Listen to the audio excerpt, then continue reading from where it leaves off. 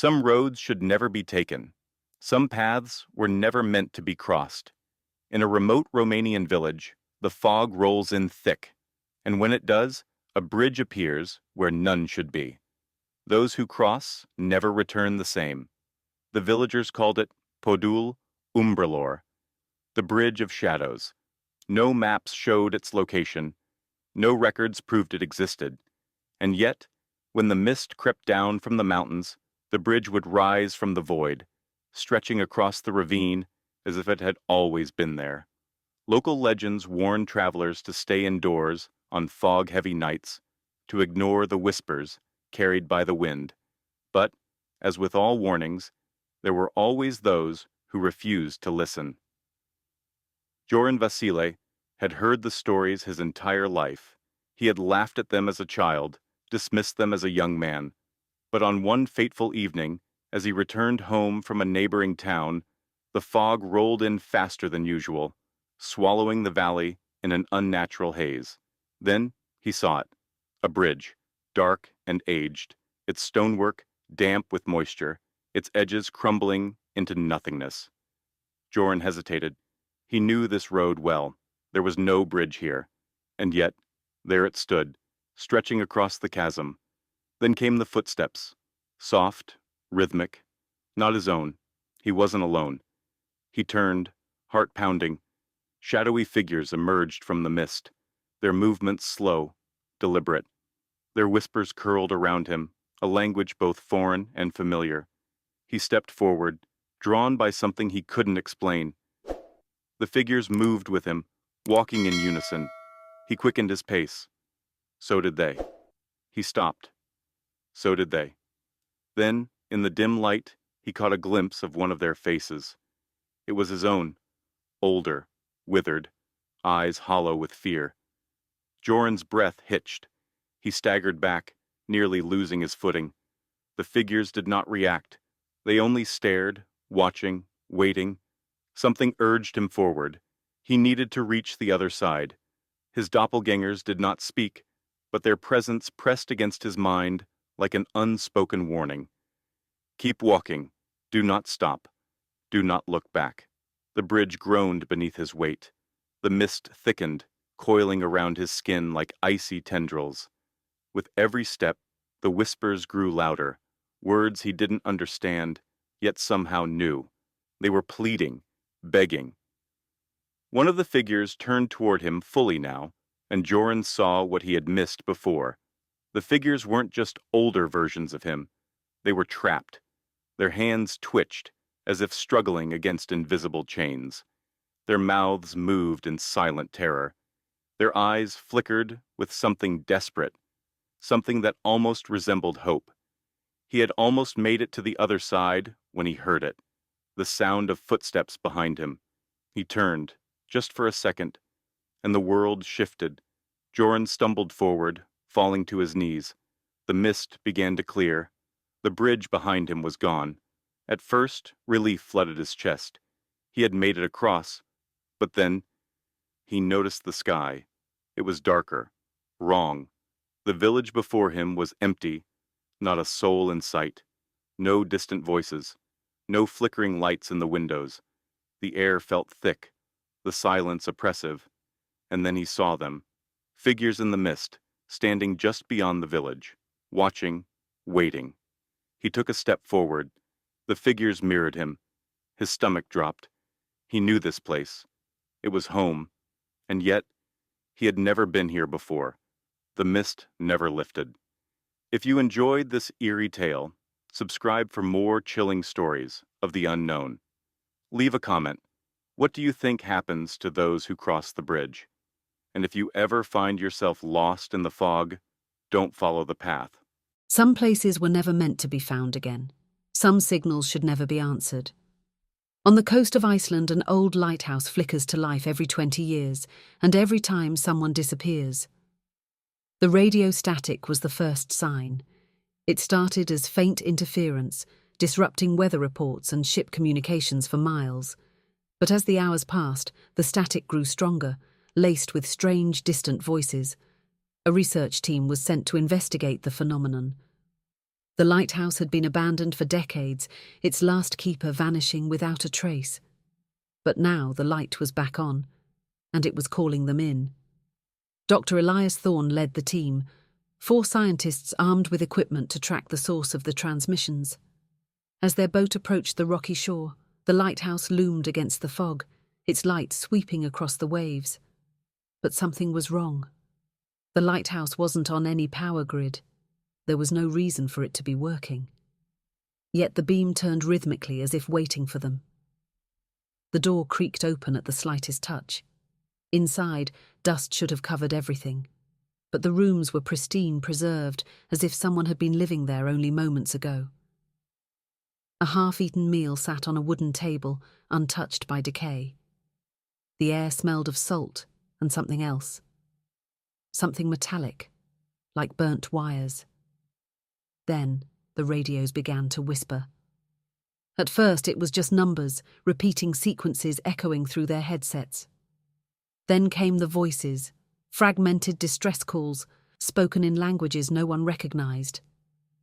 "Do you hear that?" Elias whispered. His colleague Anna adjusted the frequency, her hands trembling. "It's not coming from a station," she muttered. "It's inside the lighthouse." A sudden burst of static filled the room. The voice that followed was unmistakable. It was Elias's own voice.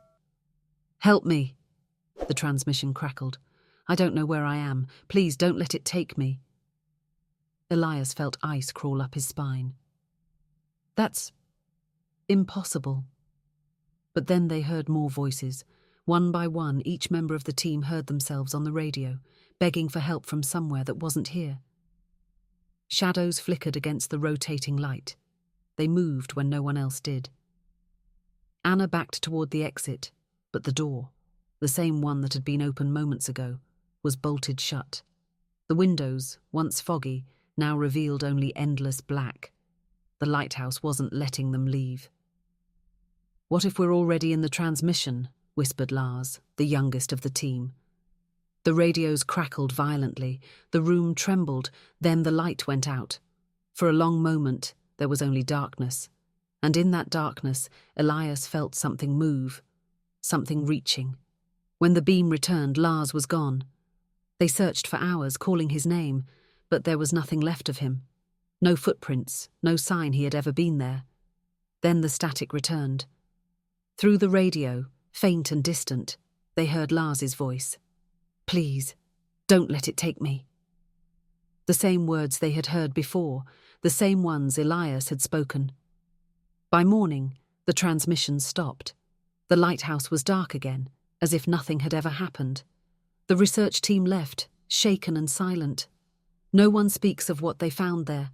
The lighthouse will remain abandoned for another 20 years, until it calls again. If you enjoyed this eerie tale, subscribe for more stories of the unknown. Leave a comment. What do you think happened to Lars? And if you ever find yourself hearing a voice that sounds like your own, don't answer. They say the desert hides many secrets. Some are lost to time, others refuse to stay buried. Elias Brandt had spent a decade chasing legends, but nothing prepared him for what he found deep in the Kalahari Desert. Ancient maps, whispered stories, and satellite scans hinted at something hidden beneath the sand. Some claimed it was nothing but a mirage, a trick of light and wishful thinking. But Elias? He believed there was something more, a city swallowed by time, and he was determined to find it. His guide, Cohen, was a quiet man, a sand tracker with knowledge passed down through generations. He led Elias to the site, saying little as they set up camp. That night, the fire flickered against the dunes, casting jagged shadows. The desert air grew still, heavy, with something unseen. "The land remembers," Cohen said, his voice barely above a whisper. "It does not forget those who disturb it." Elias dismissed the warning. He wasn't here for spirits, he was here for proof. But proof comes at a price. He woke to whispers, soft, fragmented voices carried on the wind. But when he sat up, There was nothing. Only the endless dunes and the pale light of the moon. Cohen was already awake, standing at the edge of the camp, staring into the dark. "It is awake," he murmured. Before Elias could ask what, he meant, the ground trembled beneath them. A deep, distant sound, like something shifting far below. Then, the sand cracked open. Elias stumbled forward, heart pounding. The fissure revealed something smooth beneath the desert floor. Stone, but not just any stone. These were carved blocks, arranged in perfect rows. He brushed away the sand with frantic hands, revealing symbols, intricate, unfamiliar, pulsing faintly in the moonlight. "We must leave." "Now," Cohen urged. But Elias barely heard him. His mind raced.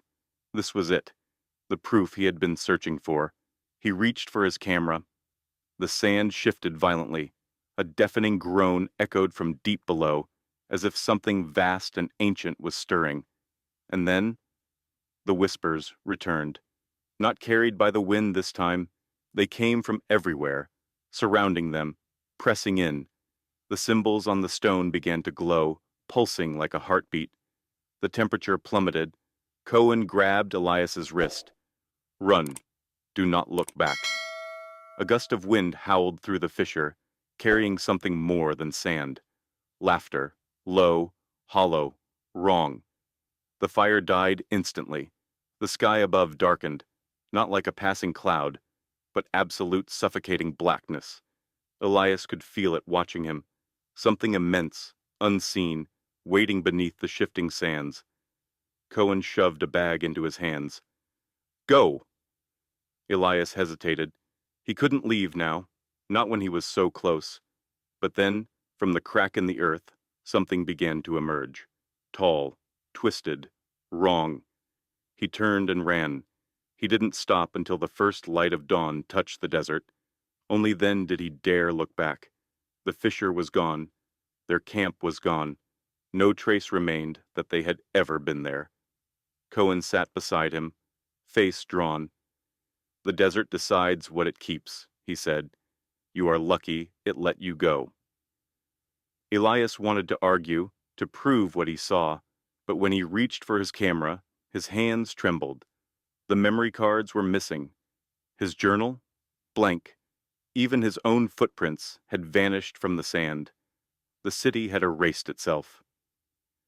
Years later, back in civilization, Elias would still wake to whispers in the dark. The feeling of unseen eyes never left him. He had spent his life searching for the lost city, but in the end, it had found him first. If you enjoyed this chilling tale, don't forget to subscribe for more terrifying stories from the unknown. Leave a comment below. What do you think happened to Elias? And if you dare to uncover the secrets of the desert, give this video a thumbs up. Until next time, stay curious and stay safe.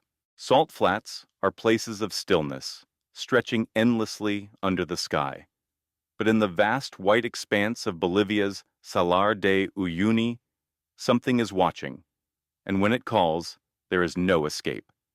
The research team arrived at the Salar de Uyuni, expecting a routine survey. Endless miles of salt stretched before them, a mirror reflecting the sky above. It was breathtaking, surreal. But then they found it. A circle, perfectly smooth, untouched by wind, nothing growing inside it. A flaw in the perfection of the salt flat. They should have left it alone. Dr. Felix Navarro, the expedition leader, dismissed the anomaly at first. Salt flats were strange, constantly shifting, but his assistant, Mara, wasn't so sure. "It's not natural," she whispered, running her fingers over the surface. "It's like something's been here, something that shouldn't be."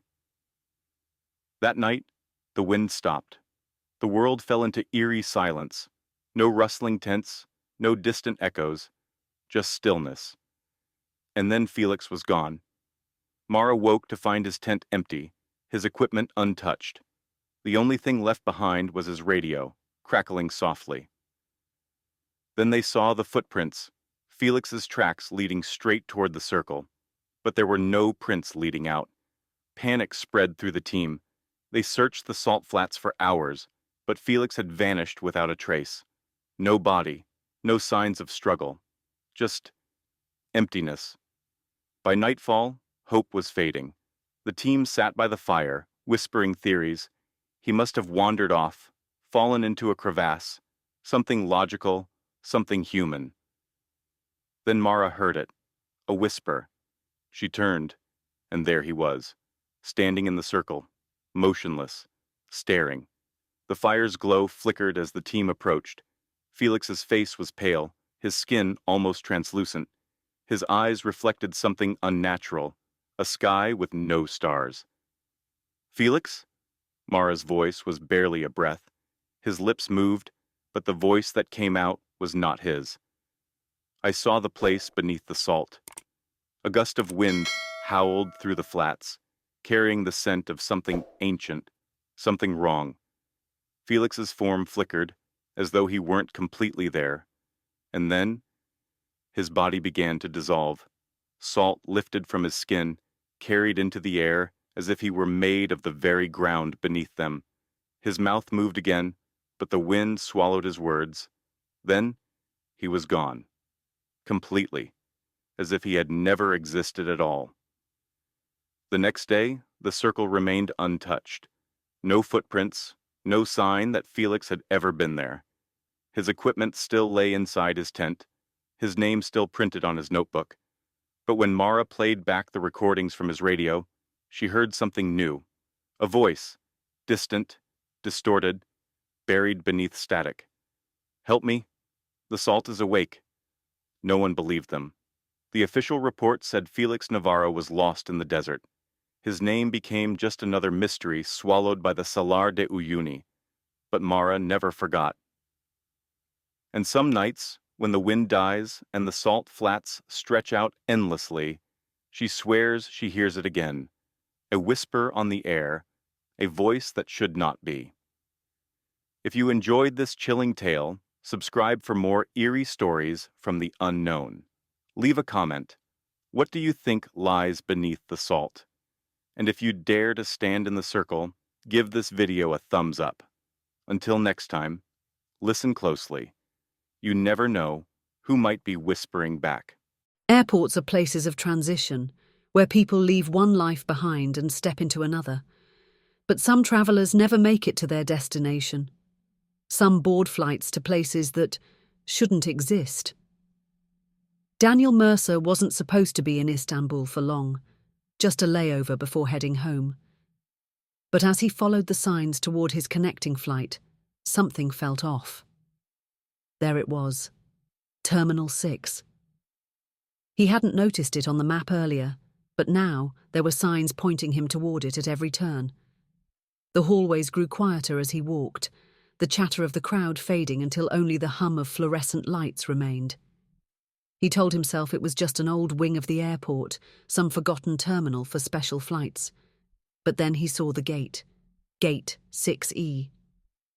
The number flickered on the screen, glitching between languages, displaying flight information he didn't recognize. The destination, elsewhere. Passengers sat in stiff, motionless silence. Their faces were slightly blurred, their eyes fixed forward, unblinking. A cold, artificial air filled the space, stale and wrong. Even the chairs felt different, too rigid, too smooth, like they had never been sat in before. Daniel turned on his phone, but there was no signal. He tried to retrace his steps, but every hallway led him back to Gate 6E. A boarding announcement crackled overhead. The voice was garbled, stretched, as if spoken from underwater. "Now boarding. Flight 000, final call, one-way ticket." The passengers stood in eerie synchronization and moved toward the jet bridge. Their steps were slow, mechanical. Not a single bag, not a single blink. Daniel backed away, heart hammering. "Excuse me," he called out. "Where does this flight go?" A flight attendant turned to face him, her smile too wide, her lips parting just a little too much. "Don't you remember? You bought a ticket. It's time to board." Daniel shook his head. Number, there's been a mistake. I need to get out of here. There are no exits, she said, tilting her head. Just departures. He turned and ran. The hallways twisted, folding into themselves like a maze that rearranged as he moved. Every corridor led back to Gate 6E. The passengers were watching him now, silent, waiting. Daniel slammed his hands against a glass door. Beyond it, he could see the real airport, the bustling terminals, the familiar screens, the people moving naturally. He pounded on the glass, screaming for help, but no one could hear him. Then, the reflection in the glass shifted. The passengers were no longer behind him. They were beside him. He turned. Darkness swallowed everything. The next morning, Daniel's luggage was found unclaimed at the airport. Security footage showed him walking into the corridor toward Terminal 6. But there was no Terminal 6. He was never seen again. Some say he simply got lost. Others whisper that there are places hidden within our world, places that exist between departures and arrivals, places where time does not pass and passengers never land. So next time you find yourself in an unfamiliar terminal, check the departure board. You might not like where it's taking you. If you enjoyed this eerie tale, subscribe for more chilling stories that lurk just out of sight. Drop a comment. Have you ever felt like you were somewhere you weren't supposed to be? And if you dare to take a one-way flight to the unknown, hit like. Until next time, keep your eyes open and your feet on the right path.